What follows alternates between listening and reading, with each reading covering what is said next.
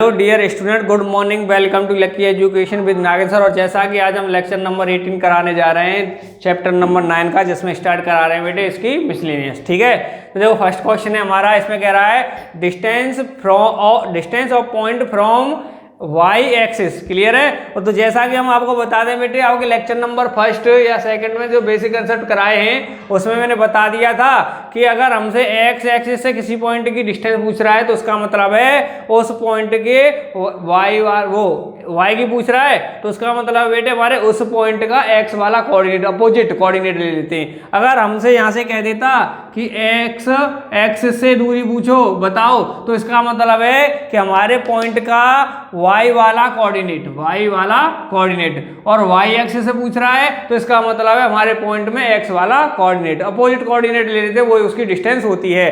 तो बेटे इसने कहा कि वाई एक्सिस से बताओ, किससे? वाई एक्सिस से बताओ डिस्टेंस, तो इसका मतलब है पॉइंट में एक्स वाला कोऑर्डिनेट कौन सा है बेटे? 3। तो हमारा बेटे डिस्टेंस कितनी हो गई वाई एक्सिस से? हमारी 3। डी ऑप्शन हो गया।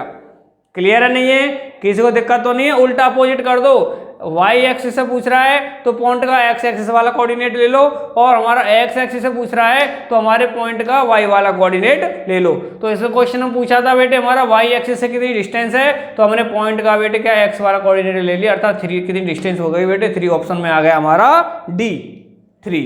क्लियर है बेटे? किसी को दिक्कत तो नहीं है? तो बेटे इसे नोट करो। तो देखो बच्चों, इसमें क्या है हमारा एक्स एक्सिस से पूछ रहा है बेटे, नेक्स्ट में क्या एक्स एक्सिस से पूछ रहा है, तो मैंने कहा बेटे अपोजिट वाला कोऑर्डिनेट ले लो पॉइंट का। एक्स एक्सिस से पूछ रहा है तो हमें पॉइंट का कौन सा लेना है? वाई वाला कोऑर्डिनेट लेना है। वाई वाला कोऑर्डिनेट कौन सा है बेटे? 2। तो हमारी एक्स एक्सिस से इस पॉइंट की डिस्टेंस कितनी हो गई बेटे? 2। क्लियर है? हमारे ऑप्शन में आ गया बी। क्लियर है? किसी को दिक्कत तो नहीं है बेटे? नोट करो तो वैसे। तो देखो बच्चों, इसमें हमारा एग्जाम्पल नंबर बेटे ये थर्ड है। थर्ड से चेंज कर लेना बेटे, क्या कर लेना? थर्ड है। तो देखो बेटे क्या कह रहा है, distance between point 03 -2 0 will be. दो पॉइंटों के बीच की डिस्टेंस पूछी है बेटे। हमने 9.1 ओनली पूरी 9.1 में एक ही चीज की थी, किन्हीं भी दो पॉइंटों के बीच की डिस्टेंस निकालना। ये किया तो वही वाला फॉर्मूला, दो पॉइंटों की डिस्टेंस पूछ रहा है तो निकालो बेटे। क्या है, क्या हो जाएगा बेटे? आंसर नंबर 3 हो जाएगा इसका। क्या निकालना? दो पॉइंट कौन से मान लेते हैं? लेट मान लो ए x1 y1 कितना है बेटे? a 0 3, और b मान लेते हैं इसे x2 y2 b कितना है बेटे? -2 0। क्लियर है?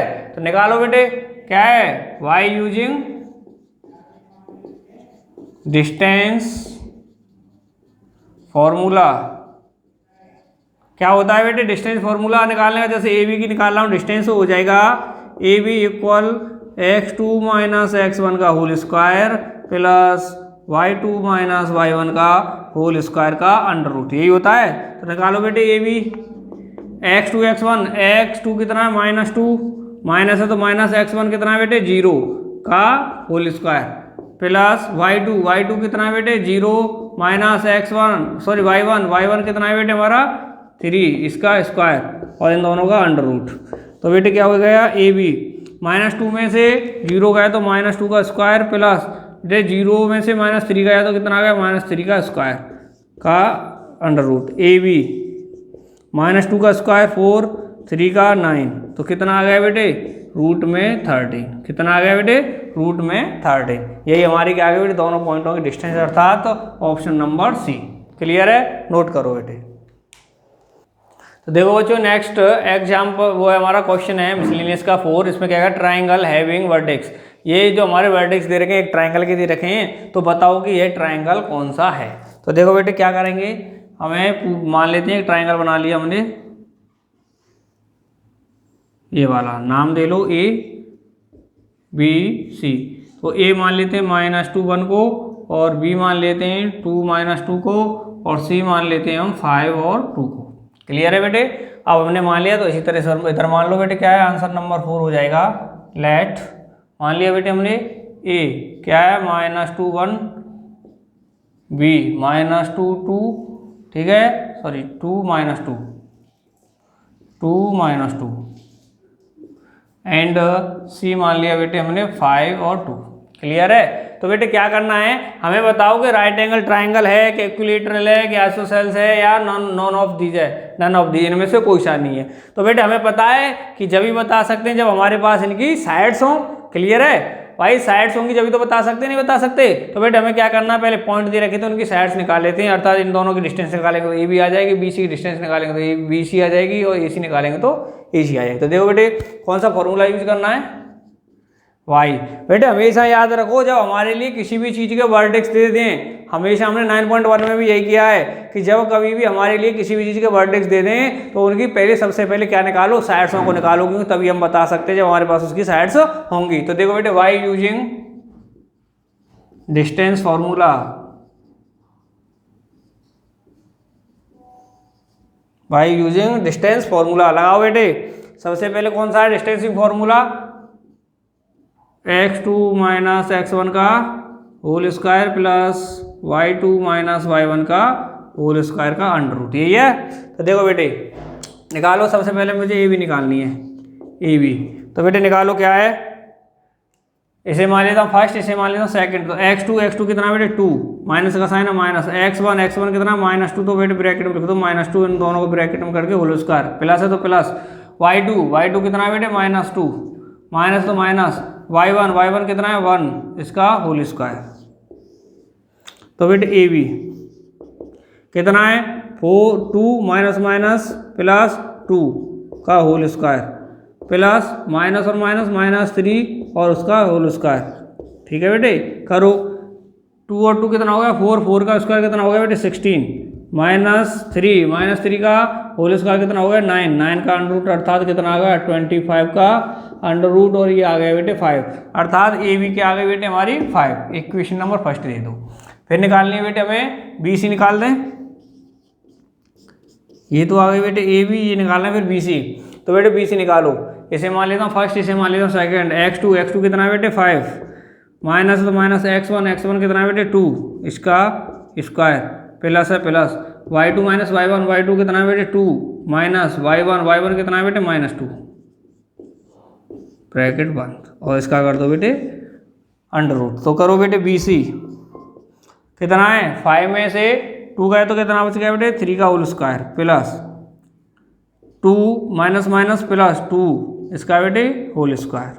तो देखो बेटे क्या हो गया, 3 का स्क्वायर 9, प्लस का 2 + 2 4 हो गया, 4 का स्क्वायर कितना हो गया बेटे 16, और अंडर रूट कितना आ गया 25 का under root equal 5। Equation number second क्या आ गया बेटे, इक्वेशन नंबर सेकंड। अब क्या निकाल लेता हूँ बेटे मैं ए सी, अब निकाल लेता हूँ मैं ए सी, ए और सी।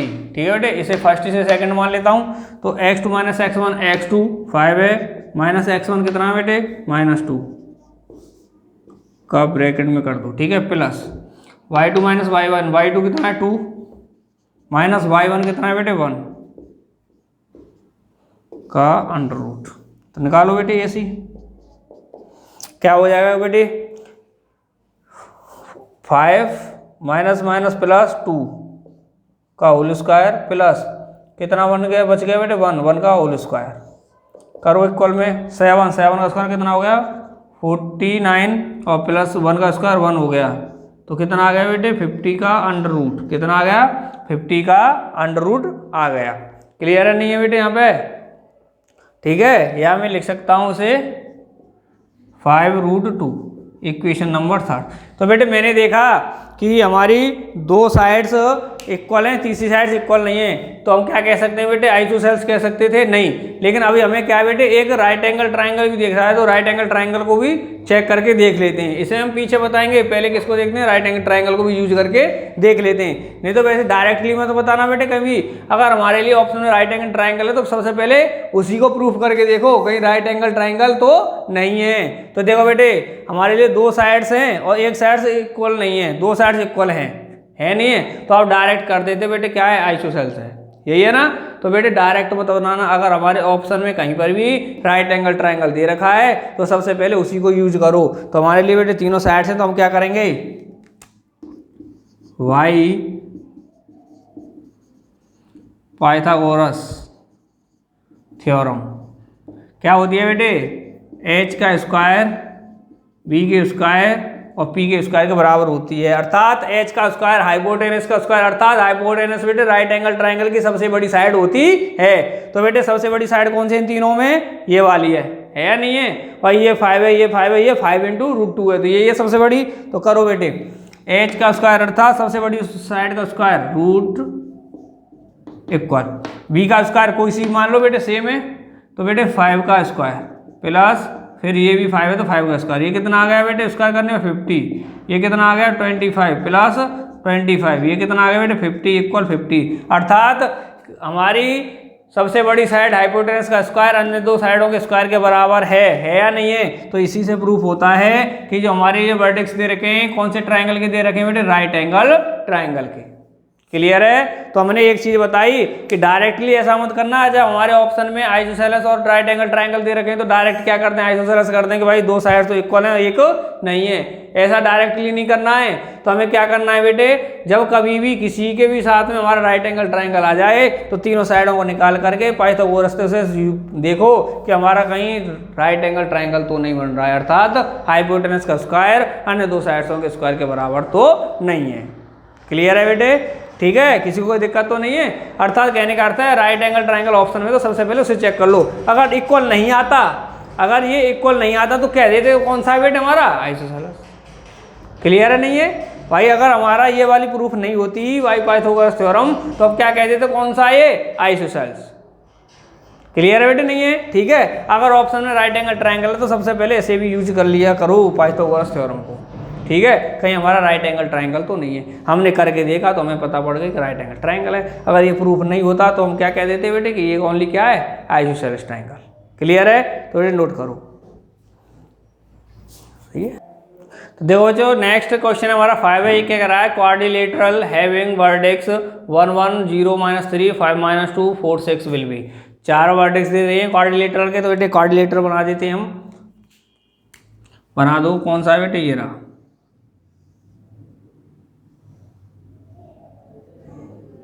तो मान लेंगे ए को क्या मान लिया बेटे 1 1, बी मान लिया, बी को क्या मान लिया 0 -3, सी को क्या मान लिया बेटे 5 -2 और डी क्या हो गया बेटे 4 6। ठीक है, मानने बेटे हमेशा सीक्वेंस से, इसी तरह सीक्वेंस थे, ठीक है, जिस तरह दे रखे।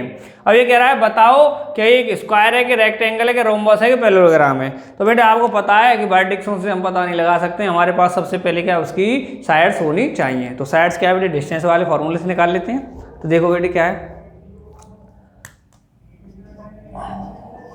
क्या है बेटे, मान लीजिए लेट ए मान लिया बेटे मैंने 1 1, बी मान लिया 0 -3, सी मान लिया हमने 5 -2 एंड डी मान लिया बेटे हमने 4 6।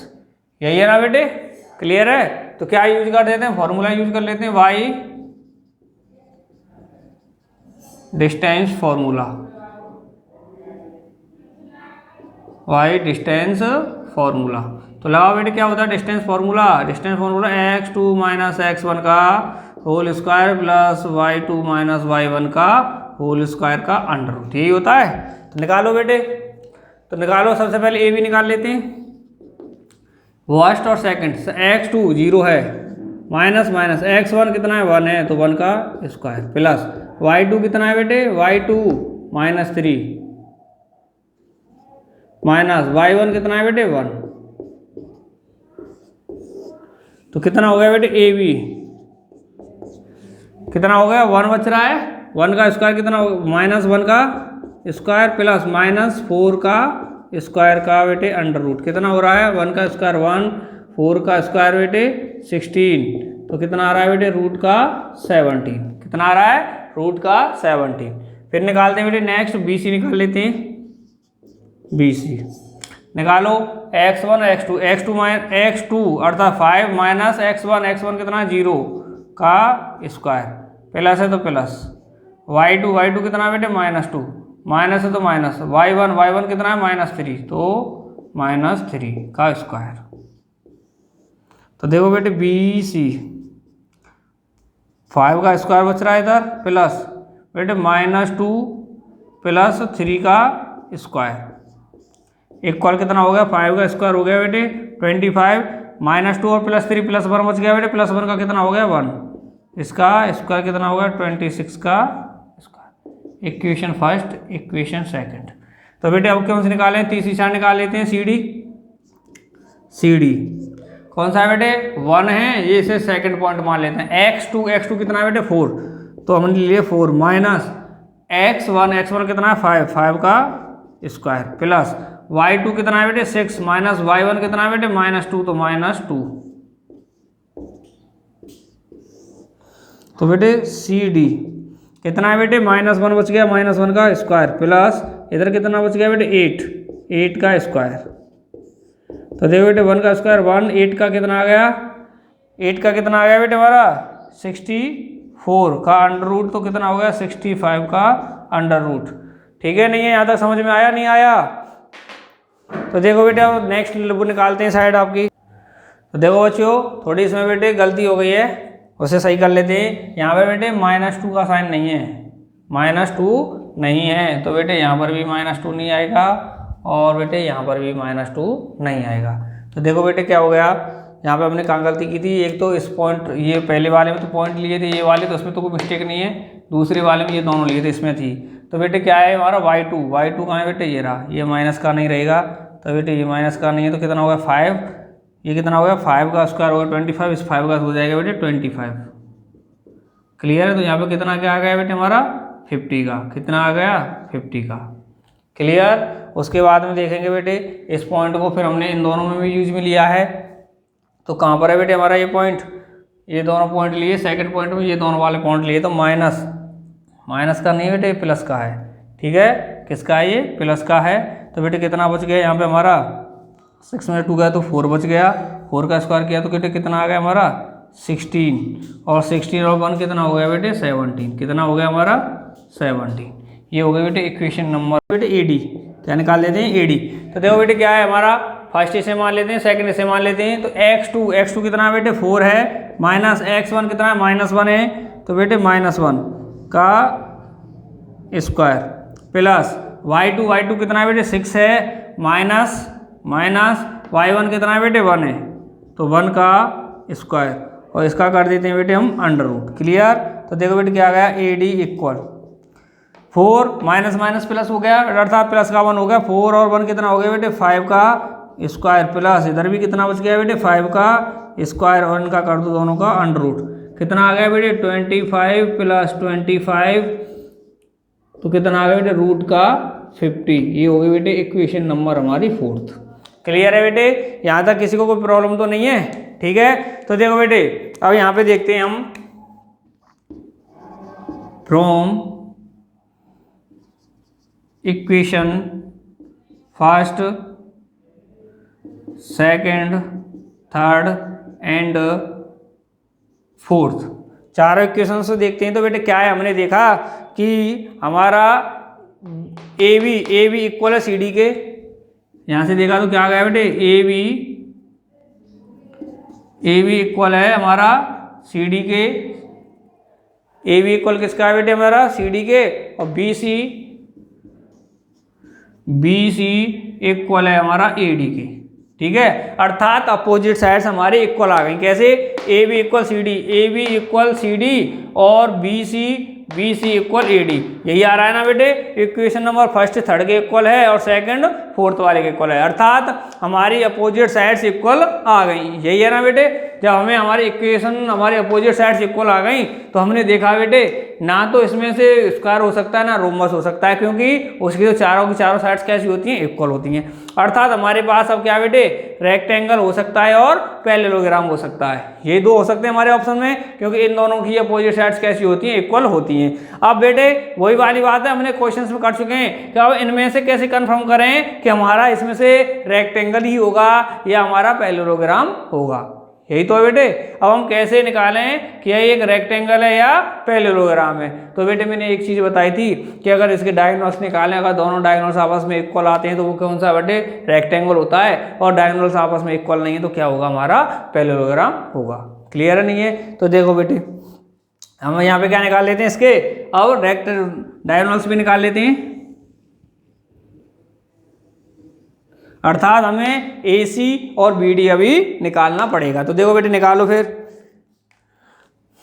क्या निकालना है बेटे, AC निकालना है पहले, AC इक्वल फॉर्मूला वही लगेगा डिस्टेंसिंग का बेटे, A और C। तो बेटे दोनों पॉइंट दे रखे हैं AC, तो निकालो बेटे x2 क्या बेटे, इसे फर्स्ट मान लेते हैं, इसे सेकंड मान लेते हैं। x2 कितना है बेटे हमारा 5 माइनस x1 कितना बेटे -1 का स्क्वायर प्लस y2 कितना है बेटे हमारा 2 माइनस y1 कितना 1 का स्क्वायर।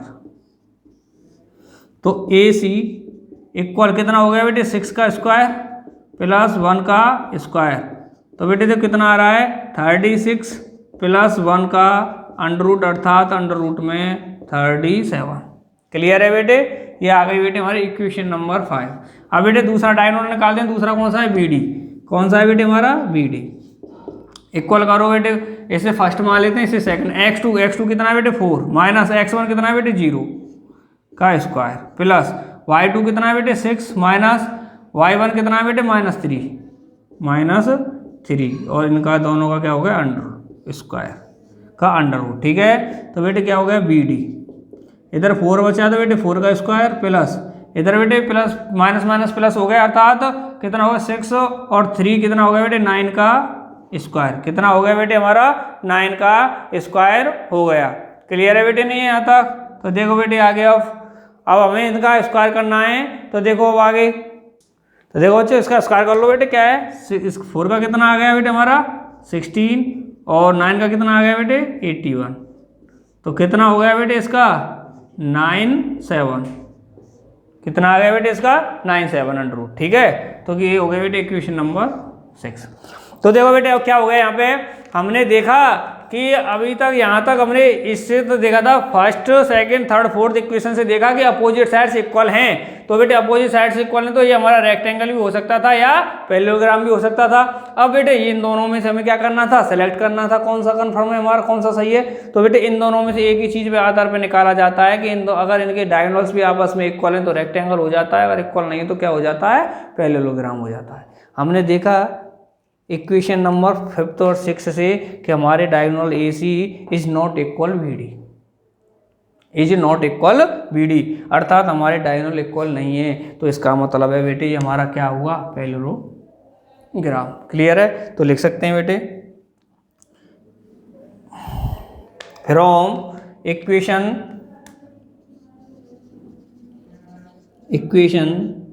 5th and 6। ठीक है बेटे, क्या है कि AC is not equal BD, AC is not equal BD, क्या है बेटे BD। क्लियर है, अर्थात हमारे अपोजिट साइड्स तो इक्वल हैं लेकिन हमारे डायगोनल आपस में इक्वल नहीं है। तो इसका मतलब क्या होगा, ये एक पैरेललोग्राम हुआ। ठीक है, तो हमारा ऑप्शन क्या आ गया बेटे D, क्या आ गया D। ठीक है बेटे नहीं है, क्लियर है, तो बेटे नोट करो उसे। ठीक है बच्चों, देखो बेटे हमने निकाल लिया रेक्टेंगल। तो हमने बताया था कभी भी एक तो कॉमन चीज़ देखो बेटे, इसमें हमेशा याद रखो चाहे तो क्वाड्रिलेटरल दे दे हमारे लिए या ट्राइंगल दे दे, कभी भी किसी का वर्टेक्स दे दे तो हमेशा सबसे पहले उसकी साइड्स निकाल लिया करो। क्यों, क्या निकालनी बेटे, साइड्स निकाला करो। तो साइड्स होती है जब हम किसी का कंफर्म कर सकते हैं कि स्क्वायर है, रेक्टेंगल है, कि रोम्बस है, क्या क्या नहीं है। क्लियर है, सबसे पहले हमें निकालनी होती है साइड्स। तो हमने किया कि चारों के चारों वर्टेक्स थे, हमने बेटे चारों साइड्स निकाल ली, AB BC CD और AD। क्लियर है, इनसे निकाला बेटे चारों साइड्स में, देखा कि बेटे AB इक्वल है CD के, BC इक्वल है AD के, अर्थात अपोजिट साइड्स आपस में कैसी आई हैं, इक्वल। तो हमने देखा बेटे अपोजिट साइड्स ओनली दो चीज़ों की आपस में इक्वल होती है, एक तो रेक्टेंगल की, एक पैरेललोग्राम की। क्लियर है, अब इनमें से देखो बेटे हमारे पास ये ऑप्शन बच गए दो, फिर हमने देखा ये ऑप्शन तो हमारे खत्म हो गए क्योंकि इनकी तो बेटे चारों साइड्स कैसी होती है, इक्वल। ये ऑप्शन खत्म, ओनली दो ऑप्शन बचे। अब इनमें से कंफर्म करना था, तो बेटे इनमें से कंफर्म ऐसे करते हैं जब कि हमारे डायगोनल्स बताते हैं कि अगर हमारे डायगोनल्स निकालना है, दोनों डायगोनल्स आपस में इसमें कैसे आए, इक्वल आ जाएं, तो इसका मतलब वो रेक्टेंगल होता है। अगर इक्वल नहीं आते तो इसका मतलब वो क्या होता है, पैरेललोग्राम होता है। तो हमने बेटे क्या निकाले, डायगोनल निकाले, AC निकाला, फिर BD निकाला। हमने देखा कि AC is not equal BD। कितना आया था, ये आया था 37 रूट और ये आया था 97 का अंडर रूट, आया था नहीं आया था, अर्थात ये आपस में इक्वल नहीं आए थे। जब बेटे हमारे डायगोनल इक्वल नहीं तो इसका मतलब रेक्टेंगल नहीं, ये क्या है हमारा एक पैरेललोग्राम था। क्लियर है? तो हमें समझ में आ गया कैसे निकला बेटे, ठीक है। बस एक कॉमन चीज याद रखो, किसी के वर्टेक्स दे दे तो क्या निकालना है, हमें उनकी साइड्स निकालनी होती हैं, ठीक है। तो बेटे नेक्स्ट क्वेश्चन नेक्स्ट लेक्चर में कराएंगे, लेक्चर नंबर 19 में। क्लियर है नहीं है? तब तक के लिए धन्यवाद।